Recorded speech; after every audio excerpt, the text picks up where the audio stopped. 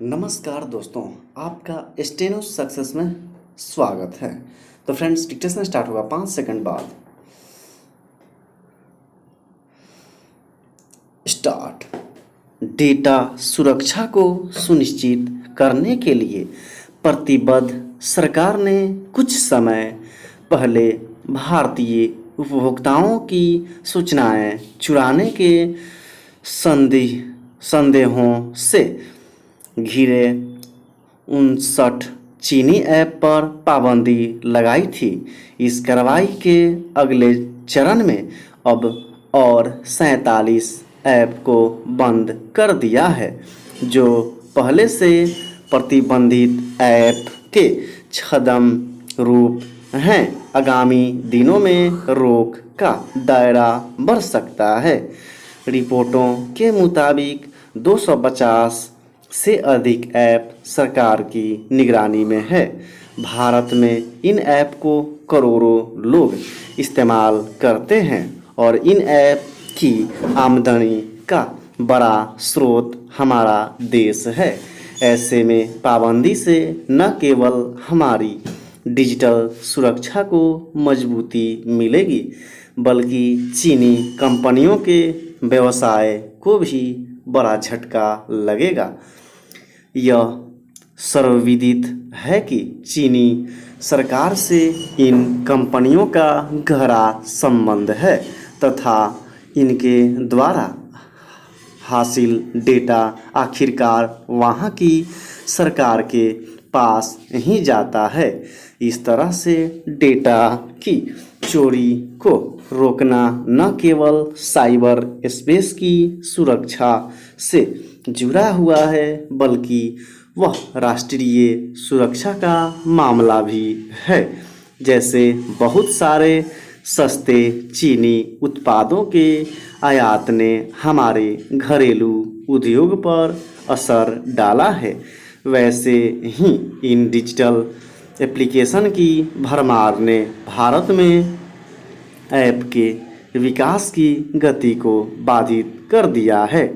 चीनी कंपनियों पर दूसरे देशों की कंपनियों और सॉफ्टवेयर अनुसंधान की अर्जित बौद्धिक संपदा में भी सेंधमारी करने का आरोप लगता रहा है। इसी कारण अनेक देशों में चीन की तकनीकी कंपनियों पर रोक लगाई जा रही है। भारत ने भी ऐसे कदम उठाने के संकेत दिए हैं। कुछ दिन पहले केंद्रीय सूचना तकनीक मंत्री रविशंकर प्रसाद ने जानकारी दी थी कि चीनी ऐप पर रोक के कुछ दिनों के भीतर ही भारत में 200 से अधिक देसी ऐप बाजार में उपलब्ध हो गए हैं। उल्लेखनीय है कि भारत उन देशों में शामिल है जिसने सूचना क्रांति को सफल बनाने में अग्रणी भूमिका निभाई है। अब एक बार फिर भारत के पास अपनी क्षमता व कौशल को दिखाने का मौका है।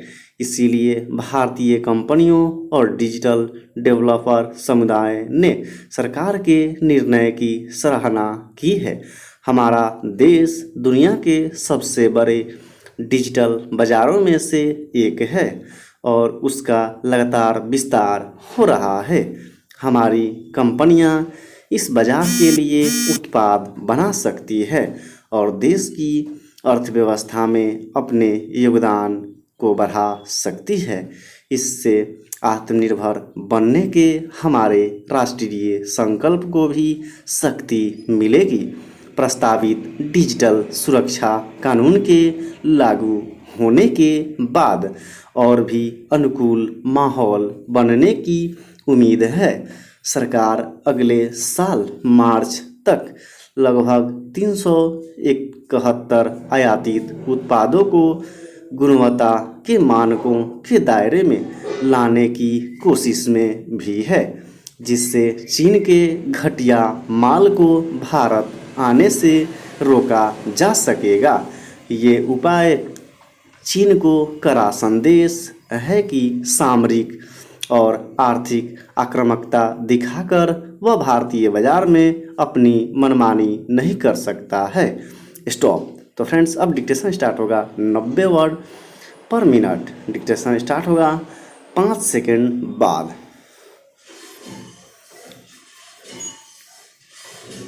स्टार्ट। वैज्ञानिक बताते हैं कि 7 वर्षों में पूरे शरीर के प्रत्येक अणु बदल जाते हैं। इसका अर्थ हुआ कि 7 वर्ष बाद तुम्हारे शरीर में एक टुकड़ा भी वैसा नहीं होता वही जो 7 वर्ष पहले था। इस प्रकार 70 वर्ष जो आदमी जीता है उसका पूरा शरीर 10 बार बदल जाता है, पूरा का पूरा बदल जाता है और अपने मरे हुए हिस्सों को बाहर फेंकता रहता है। शरीर अपने मुर्दा अणुओं को बालों के रूप में, नाखूनों के रूप में, पसीने के रूप में, मल के रूप में बाहर फेंक रहा है।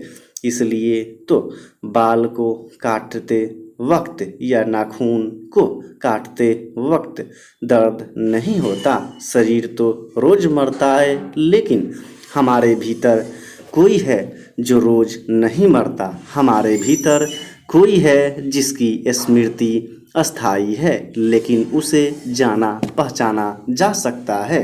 शांत क्षणों में भीतर जाकर उसे देखा जा सकता है और जब यह दिखाई पड़ेगा तो तुम्हें ज्ञात होगा कि मेरी आत्मा तो शरीर से अलग है और एक दिन तुम्हें यह भी ज्ञात होगा कि मेरा शरीर तो मरेगा लेकिन आत्मा नहीं मरेगी। बचपन, जवानी, बुढ़ापे की अवस्था में बहुत फर्क आ जाता है हमारे शरीर में, लेकिन भीतर कोई है जो वहीं का वहीं बना रहता है। ज्यों का त्यों तुमने शायद कभी यह फिक्र न की हो कि आंखें बंद करके तुम यह सोचो कि मेरी आत्मा की कितनी उम्र है। अगर तुम आंखें बंद करके सोचोगे कि मेरी आत्मा की कितनी उम्र है, अगर तुम आंखें बंद करके सोचोगे तो भी तुम्हें वहाँ आत्मा की कोई उम्र पता नहीं चलेगी। 10 साल, 20 साल, 30 साल के बाद भी एक सा ही लगेगा और मरते वक्त भी वैसा ही लगेगा। भीतर कोई उम्र नहीं है, सब उम्र शरीर की होती है। मनुष्य सोचना शुरू करता है कि कभी मैं बचपन से नहीं निकला, अब मैं जवानी से निकल रहा हूँ। सच तो यह है कि हमारे भीतर तो कोई एक यात्री है जो वहीं का वहीं है। स्टेशन बदल जाते हैं, बचपन से जवानी आ जाती है, जवानी से बुढ़ापा आ जाता है, शरीर तो रोज मरता रहता है। स्टॉप। तो फ्रेंड्स डिटेल्स अच्छा लगे तो लाइक, शेयर और सब्सक्राइब करना न भूलें। तो मिलते हैं नेक्स्ट वीडियो में, तब तक के लिए जय हिंद, जय भारत।